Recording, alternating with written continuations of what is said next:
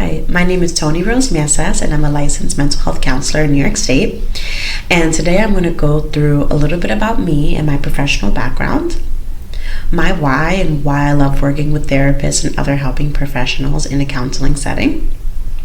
And 3, a little bit about my approach and how I go about intersecting our different identities in the therapy room.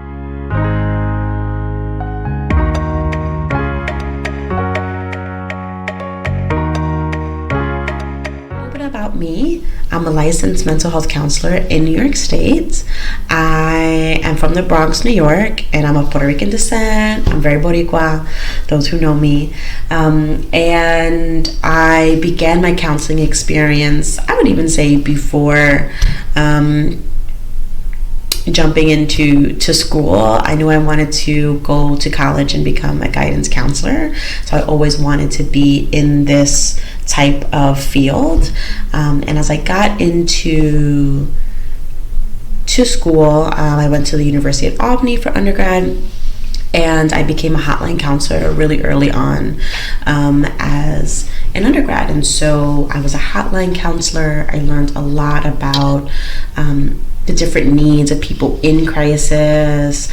I would say we were both a hot and warm hotline, so people just wanted someone to talk through daily stressors. We were great for that. But we also, did suicide assessments and homicide assessments and had to work through those as well. And so it was a great start into working with all different types of people, and really engaged my passion in this work. And that was my motivation into going into my master's program as a mental health counselor. And during that time, I was a prose counselor. I ran groups. I did individuals. I also did career counseling as well. And throughout both undergrad and grad school, I worked at a shelter, so I really got to understand some of the other aspects of this work and those day-to-day stressors. And I also did peer career counseling for folks who are looking to, think through like what they wanted to major in, and is this the right fit? Should I drop this class or not? I'm really talking through those stressors as well. So, before I even got to finish my master's, I had so many different experiences in sitting down and helping people, and really talking through a lot of those pros and cons and decisions and feelings and all those things that come up when we're working through problems. And so when I got out of school, I worked in a very large community mental health program as a in-home family therapist using a specific modality, functional family therapy.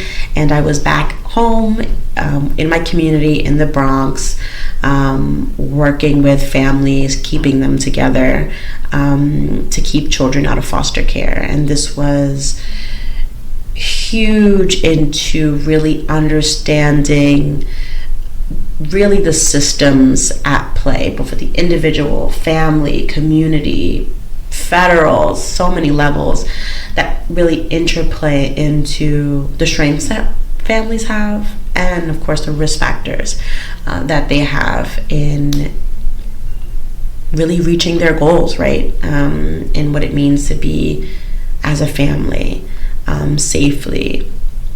And so I really took to that model. It's really the foundation of the way that I think about behavioral change. And I was a supervisor, consultant, both on the clinical side of things, but also on the implementation side of things, and ended up being a program director for several family therapy programs, from FFT as well as MST prevention.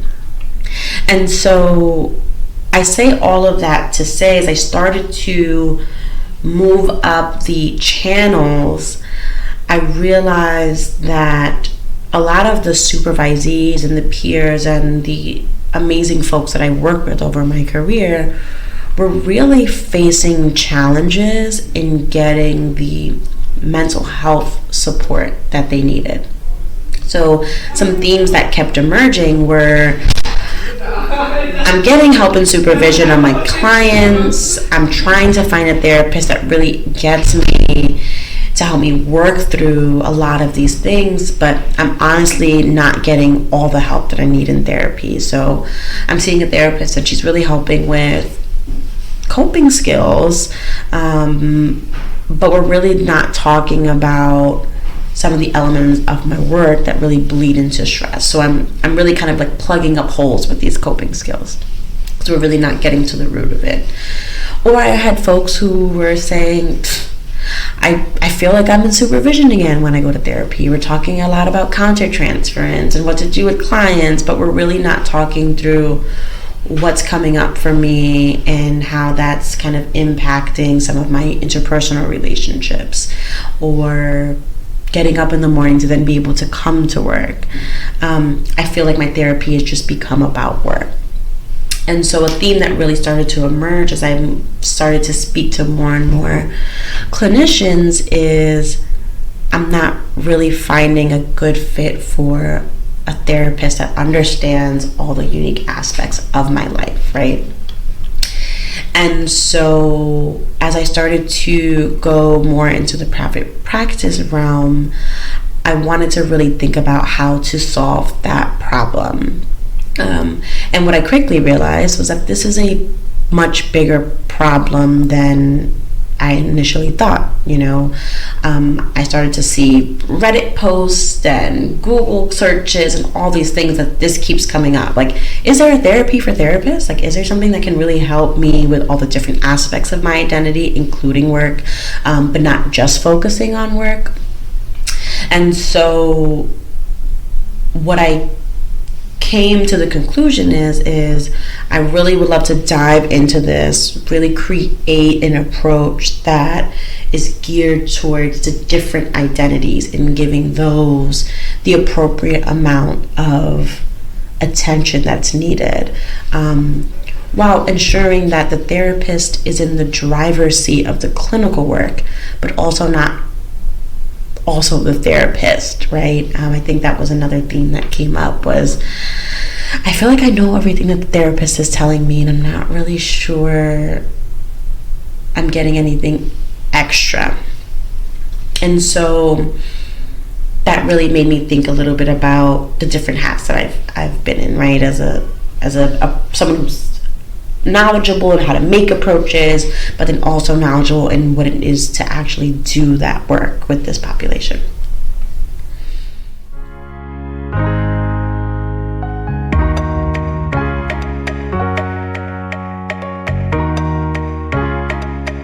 So my why is actually really simple. I want to create a space to support those who show up for others. I think as helpers naturally, or even way before we got into this field, it's very easy to put aside the fact that we really don't have a lot of carved out spaces just for therapists and our own well-being. And so as someone who loves supporting practitioners and their own development personally and professionally, having the opportunity to create a practice dedicated towards helpers and carving out that space is so valuable. And so I really want to make sure that whether it's through individual therapy or resources or professional development or career development, that therapists recognize that they're important, that they're valued, and that they are deserving of what they give to other people.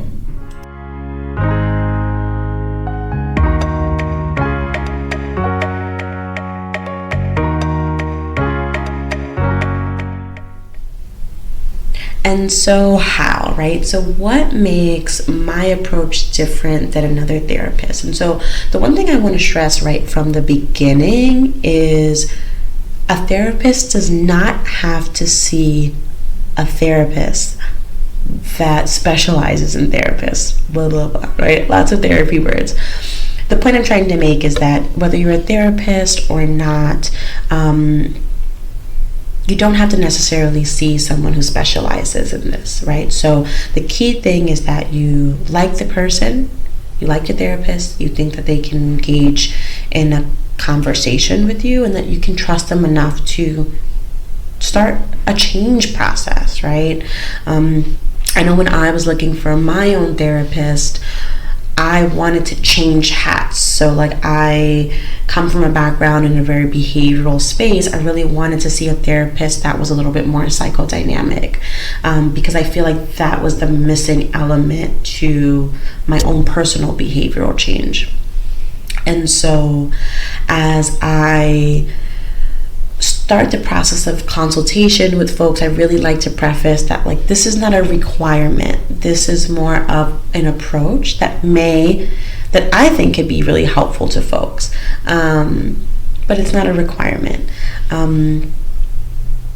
With that being said, the foundation of my approach is those core clinical skills. I am not someone who totally believes in the complete blank slate. You'll get some humor from me in session. You also will get some seriousness in session, but the approach is a very personable approach that's still centered on you, on the client and what they need. So I don't do too much self-disclosure, and if I do, it's definitely with the purpose of engaging you into a larger theme that we're trying to discuss or uncover. With that being said, after that foundational level, those core clinical skills, I do pull from 3 specific modalities, and those modalities are integrated to really think about some of these core pillars that therapists want to talk through when they're looking for a more eclectic approach. So the first is, of course, you as an individual, right? Your thought process, your feelings, your individual experiences and behaviors. And that I really pull from that cognitive behavioral lens to really talk about you as an individual person and your strengths and your needs. In addition to that, I do follow an ecological framework. And so the second core pillar that we talk about and explore in treatment is our interpersonal work. And what makes this a little bit more unique than some other elements of interpersonal work is I also talk about all of our relationships, and we explore aspects related to our family, our partners, ourself in relationship to maybe dating. I know that's something that comes up quite often is dating as a therapist. We also talk a little bit about our careers and the relationships that we're building in terms of networking, or our colleagues or our supervisors. So it is definitely a clinical aspect to that. So that's the specific lens that I come with, but we do bring those as needed, as relevant into sessions.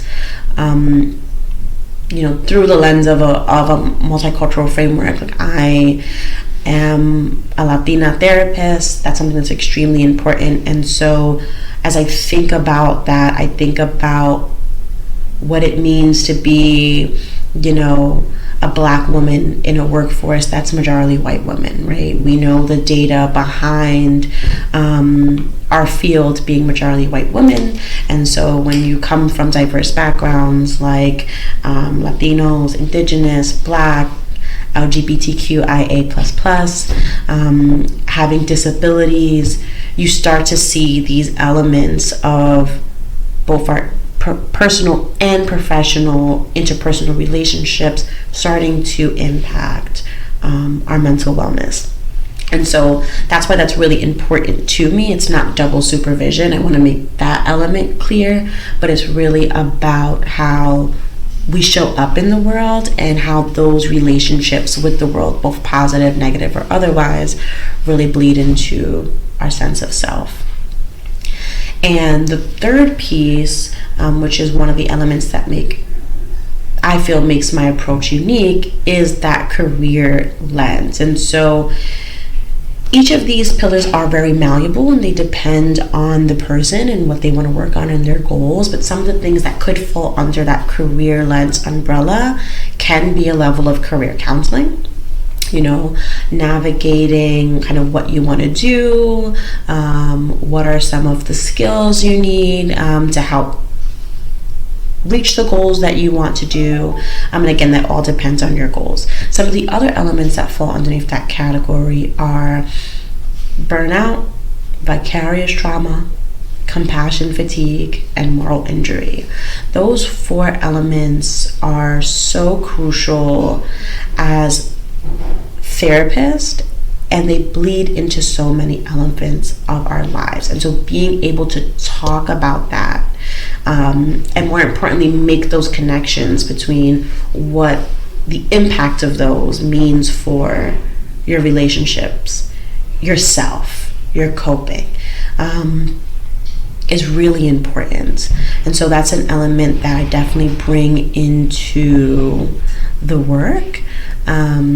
And we explore and talk about that. And depending on the client, we may do even formal assessments, right? Let's do an assessment on your burnout. Let's do an assessment on your compassion fatigue. Some it's just kind of talking through that. And so I want to be clear, this isn't necessarily prescriptive. Those are just kind of 4 components that we want to explore and touch on. And so one of the things that I like to preface is, if you have stressors in at least 2 of those domains, the individual, the interpersonal, and this career, I am someone who could be a really good fit for you, right? Because it's really about our intersecting identities as practitioners, right? You're not just a therapist, but that element is really important for your work.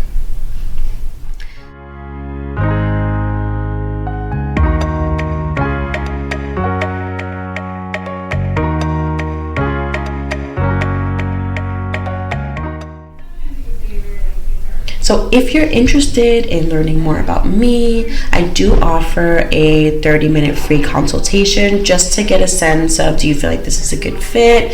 And you can access that through my website. I am credentialed through Alma. So like I said, if you live in New York State, are open to virtual. My therapy practice at the moment is fully virtual. And I do take insurance, so you can explore if your insurance is on there. If it's not, we can talk about self-pay. I do believe that therapy should be accessible and affordable. So we can also talk about that during the consultation if I do not take your insurance. And so I hope this was helpful. If there are questions, you are welcome to email me. That is also going to be down below. And I look forward to talking a little bit more about how I can be a great therapist for you. Thanks a lot.